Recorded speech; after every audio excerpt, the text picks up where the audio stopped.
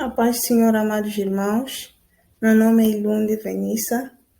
Estou aqui no canal do Luiz Lifanissa para falar um pouco sobre transtornos de ansiedade. Antes de tocar neste importante tema, eu gostaria de fazer com todos vós uma oração. Pai, no nome do Senhor Jesus, obrigada, Senhor, por nos dar esta oportunidade, Senhor, de poder falar um pouco, Pai, sobre transtornos de ansiedade e ansiedade, que é um mal que afeta, Deus, principalmente esta nossa geração, Senhor. Que o Senhor possa abençoar, Pai Santo, todos que estão a ouvir, e que o Senhor possa liderar, Pai Santo, Deus, este momento, para a honra e glória do Teu santo nome. Amém. Então, para começar, eu gostaria de fazer uma breve apresentação dos temas que nós iremos abordar. O que são transtornos mentais de forma geral? Como diz a definição da Associação Americana de Psiquiatria, um transtorno mental é uma síndrome caracterizada por uma perturbação clinicamente significativa na cognição, na regulação emocional ou no comportamento de um indivíduo, que reflete uma disfunção nos seus processos psicológicos, biológicos ou desenvolvimento subjacentes ao funcionamento mental. Talvez esta definição seja bastante técnica, mas de forma simples, gostaria de dizer que os transtornos mentais são transtornos que acontecem ou que se desenvolvem a nível psicológico, a nível da cognição, ou seja, pensamentos, emoções, tudo aquilo que é o raciocínio lógico do indivíduo e que, consequentemente, afetam o seu comportamento e, de forma geral, o seu dia a dia.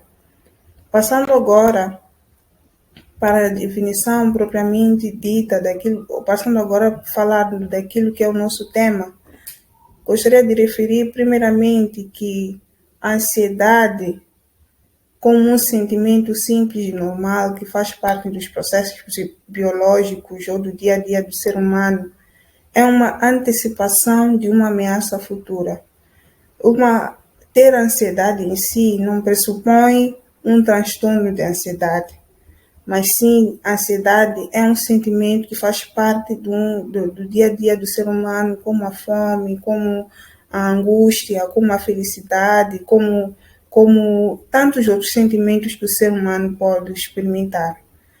O medo, que é um conceito extremamente importante quando se fala de transtorno de ansiedade, é uma resposta emocional a uma ameaça iminente, real ou percebida. O que isso quer dizer? Que quando um ser humano ou quando alguém, um indivíduo, está diante de uma situação que constitui uma ameaça, o nosso organismo tem os seus próprios mecanismos para fazer face a essa ameaça. O medo pode pressupor, entre aspas, aquilo que o organismo faz para se livrar ou para responder àquela situação de perigo. Então, foi importante primeiramente falar desses dois conceitos, porque esses dois conceitos são extremamente importantes para definirmos aquilo que é a ansiedade. Falando dos transtornos de ansiedade em si, a Associação Americana de Psiquiatria refere transtorno de ansiedade como características, primeiro, de medo, como nós já apresentamos aqui, e ansiedade excessivos e perturbações comportamentais associadas. O que isso quer dizer? Que este medo e esta ansiedade têm, de forma geral, uma influência no comportamento. Então, não basta só dizer que estes dois conceitos têm uma influência no comportamento, porque, de forma geral, de forma isolada, estes conceitos têm uma influência no comportamento. Mas é importante referir que é de forma excessiva, acontece de forma excessiva. E estes dois sentimentos, eles têm tendência a estender-se por um certo período de tempo. Aqui, como diz, Este conceito de transtorno da ansiedade se diferencia do medo e ansiedade só de forma isolada por serem excessivos e por persistirem para além de períodos apropriados ao desenvolvimento do indivíduo. Ou seja, isso não é uma coisa normal que acontece com alguém, como uma sensação de medo ou ansiedade normal.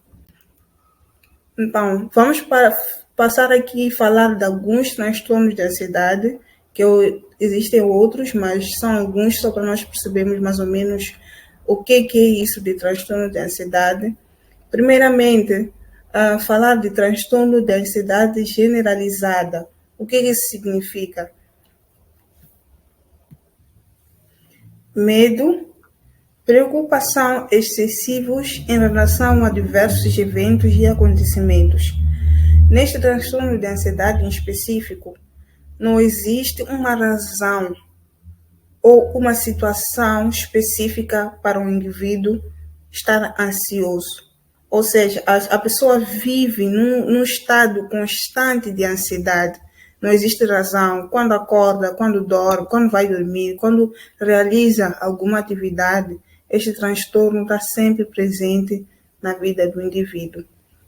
Falando especificamente do transtorno de ansiedade de separação, este é um transtorno em que o indivíduo sofre de forma excessiva perante uma ameaça ou previsão de afastamento de figuras importantes de apego. O que isso significa? Quando esta pessoa tem alguém importante na sua vida que ama, que gosta, ela tem uma ansiedade excessiva de que alguma coisa vai acontecer com essa pessoa. Então, consequentemente, este medo e essa ansiedade excessiva afetam o comportamento da pessoa. A pessoa começa a ter problemas, começa a proibir a pessoa de sair. Às vezes temos alguns pais super protetores que talvez podem ter este transtorno da ansiedade de separação, em que proíbem os filhos de saírem de casa, proíbem os filhos de brincarem com outras crianças, porque sempre temem que alguma coisa de errado vai acontecer e essa pessoa pode em algum momento perder a vida, ou em algum momento pode acontecer alguma coisa má com a pessoa importante ou com a figura de apego. E por último, temos o transtorno da ansiedade social, que é o medo ou a ansiedade acerca de situações sociais em que o indivíduo é exposto a possível avaliação por outrem. Bom, é importante referir que nós todos, quando estamos numa situação em que vamos ser avaliados em algum momento, ou uma situação pública, temos uma apresentação, é super normal nos sentirmos ansiosos. Mas para estes indivíduos em específico, eles se sentem extremamente ansiosos, de tal maneira que essa ansiedade é, digamos, é uma ansiedade que lhes impossibilita de estar de forma, digamos, agradável, de forma normal nas situações sociais. Então, eu dei alguns exemplos aqui de pensamentos possíveis que podem aparecer nesse tipo de pessoas. Por exemplo, as pessoas pensam, será humilhante, será constrangedor, vai ofender aos outros. Então, é esse tipo de pensamento que cada uma destas pessoas pode ter. Já percebemos aqui que os transtornos de ansiedade têm, de forma geral, duas características comuns, que é o medo e a ansiedade excessivos. Depois, temos a superestima do perigo nas situações em que temem ou evitam, ou seja, as pessoas que têm transtorno de ansiedade, elas exageram naquilo que é o medo, exageram naquilo que é a ansiedade, exageram naquilo que é o possível perigo que elas podem passar. E não basta só ter esse medo, ter essa ansiedade, mas essa ansiedade tem que ser por um período duradouro, ou seja, segundo o manual de diagnóstico psiquiátrico, esse transtorno tem que ser por mais de 6 meses. Mas também gostaria de referir alguns sintomas físicos que as pessoas com transtornos de ansiedade podem experimentar.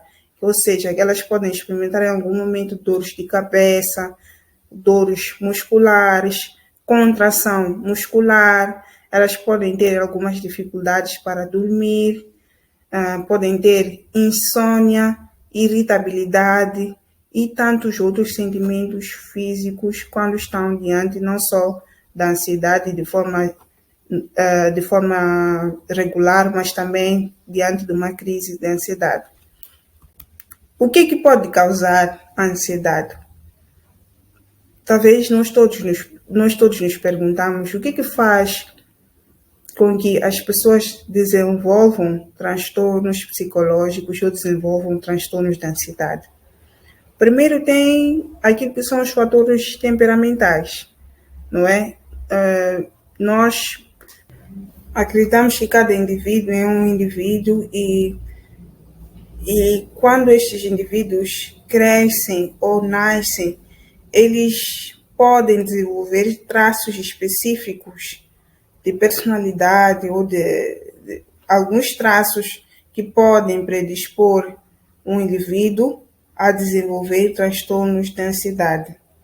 Tem também a questão de fatores ambientais, que eu posso dizer que é um dos principais fatores que causam a ansiedade, que é um ambiente em que o indivíduo cresce, que pode ser um ambiente composto por traumas, maus tratos, adversidades de todo tipo e outros fatores, principalmente durante a infância. E tem, por último, os fatores genéticos ou fisiológicos, que pressupõem pais com modelo socialmente ansioso. O que isso quer dizer?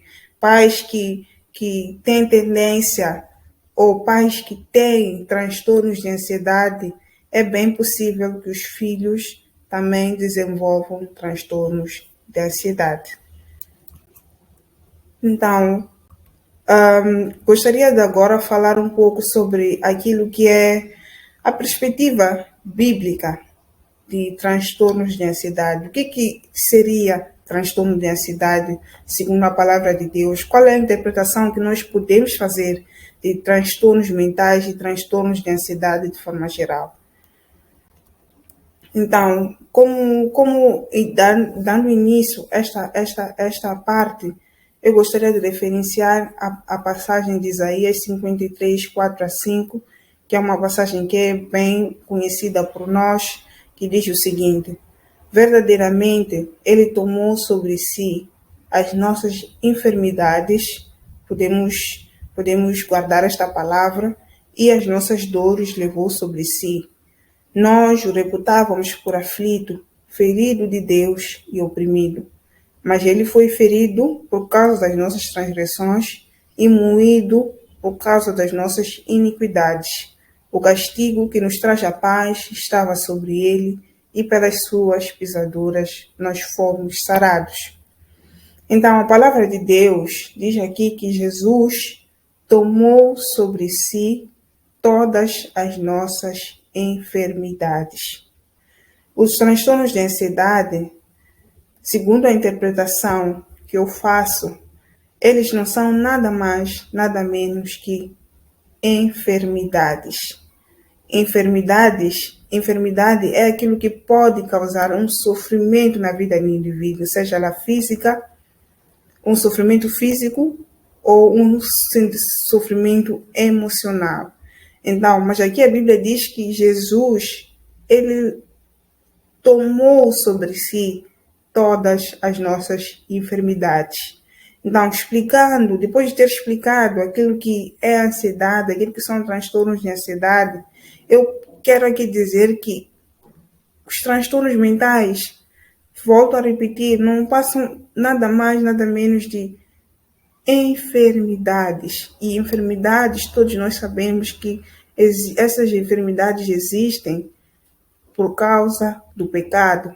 Desde que o homem pecou, o homem está sujeito a ter enfermidades. Mas quando Jesus veio, ele tomou sobre si todas as nossas enfermidades. Com isso, o que eu quero dizer? Que não devemos olhar para os transtornos psicológicos ou transtornos mentais de forma geral como se fosse algo do outro mundo, como se fosse algo separado da doença física. Eu olho o transtorno mental também da mesma forma como olho para doenças físicas. E não há nada que Deus não possa curar, não há nada que Deus não possa fazer em relação às nossas enfermidades. Depois, já aqui, o versículo de 1 de Pedro 5,7 diz que nós devemos lançar sobre ele toda a vossa ansiedade, porque ele tem cuidado de nós. Então, nós sabemos aqui que os transtornos da ansiedade são marcados pelo medo excessivo e pela ansiedade excessiva. E muitas das vezes, esses medos, essa ansiedade excessiva, é porque nós nos sentimos vulneráveis, é que nós nos sentimos que um perigo iminente está para chegar à nossa vida. Nós sentimos, ou seja, o indivíduo que está com ansiedade, ele sente que ele tem um perigo iminente, ele tem dificuldade de confiar, de colocar os pés no chão, está sempre em um estado de alerta. Mas Deus diz assim que nós devemos lançar esses sentimentos, lançar essa tendência ansiosa para Ele, porque Ele tem cuidado, ou seja, nenhum perigo pode chegar a nós, porque Ele tem cuidado de nós. Amém? Então, falando agora dessa passagem de Marcos 8,34, eu gostaria que cada um de nós pode ler no seu tempo, mas eu coloquei esta passagem aqui porque eu gostaria de dizer algo muito importante. Apesar dos transtornos mentais, nós devemos olhar para os transtornos mentais como olhamos para as doenças físicas. Tem um aspecto muito importante no que diz respeito a doenças mentais ou transtornos de ansiedade, é a questão das crenças. As pessoas que têm, os indivíduos que têm transtornos mentais ou transtornos de ansiedade, ele tem uma crença em alguma coisa, uma crença iminente de que algo de mal vai lhe acontecer. E esse algo de mal é algo que acontece de forma excessiva e constante, de tal maneira que chega a ser algo que define a própria vida do indivíduo. Então aqui Jesus diz assim que se alguém quiser vir após mim, negue-se a si mesmo, tome a sua cruz e siga-me. Essas crenças, esses pensamentos constantes de alerta, de medo, como eu disse, chegam a definir aquilo que são os pensamentos e o comportamento do próprio indivíduo. E Deus diz assim, se tu queres fazer parte de mim, se tu queres usufruir do meu cuidado, se tu queres vir após mim, negue-se. O que eu quero dizer com isso? Quero dizer que esses pensamentos ou a ansiedade, o transtorno em si, não define quem o indivíduo é, não define aquilo que ele é. Mas o que nós temos que fazer, ou os indivíduos com ansiedade têm que fazer, é negar esses sentimentos, negar essa sensação, negar essa emoção, esses sentimentos constantes e ir após Jesus e segui-lo, como nós dissemos antes, ele tem cuidado de nós. É uma frase importante que eu gostaria de deixar aqui de John Piper, que ele diz que nós não devemos procurar a doença mental no caminho da análise pessoal, mas nós devemos beber daquilo que é o remédio de Deus, daquilo que é a presença de Deus. Isso realmente é que vai nos curar. Por último, eu gostaria de falar daquilo que são os transtornos psicológicos e a Igreja de Deus.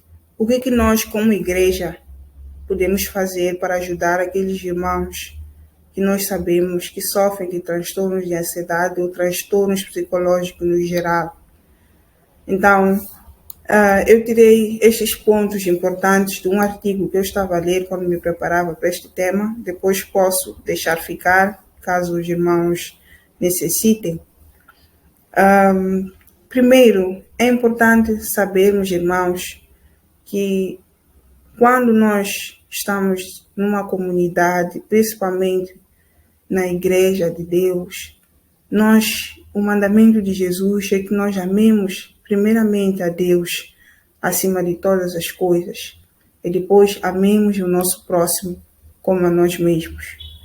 Então eu gostaria de dizer que é muito importante que nós, como irmãos em Cristo, como líderes de jovens, líderes de grupos homogêneos, líderes de congregações, sejamos pacientes com todo tipo de pessoas, não só com aqueles que nós pensamos que estão bem ou que visivelmente estão bem, mas até com aqueles que nós achamos que não estão bem, que não estão visivelmente bem. Então, nós devemos ser pacientes com todos. Segundo, o irmão que sofre de transtornos de ansiedade, como eu disse, ele tem crenças de que algo de mal vai lhe acontecer, crenças acerca do futuro.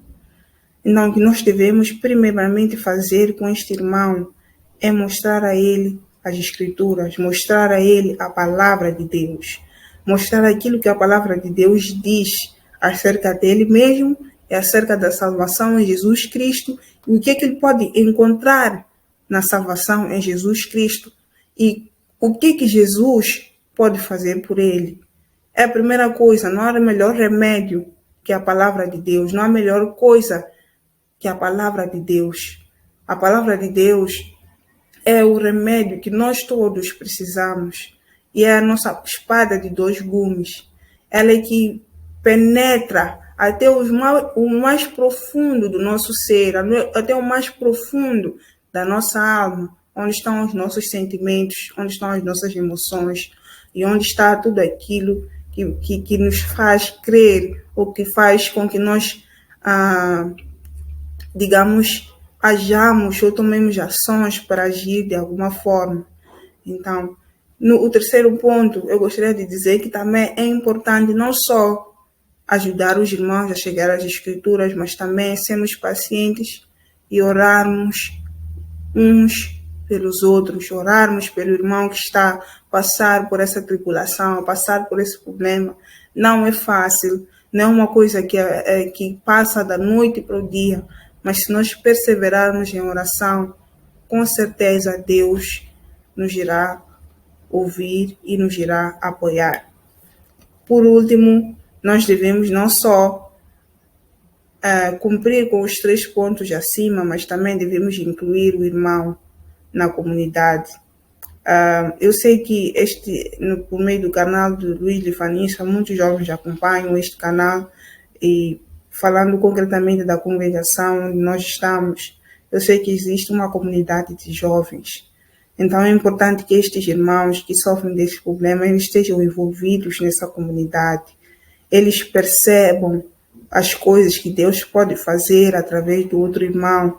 Eles vejam, ouçam testemunhos daquilo que Deus faz na vida dos outros, para que eles se sintam parte e apoiados, e se sintam parte de algo maior e caminhem para a cura desse mal.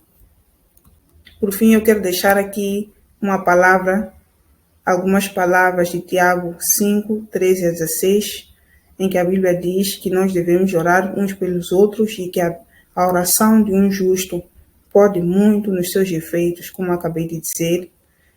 E, desde já, agradeço imenso pela oportunidade que me deu o Luiz de fazer parte deste tema importante.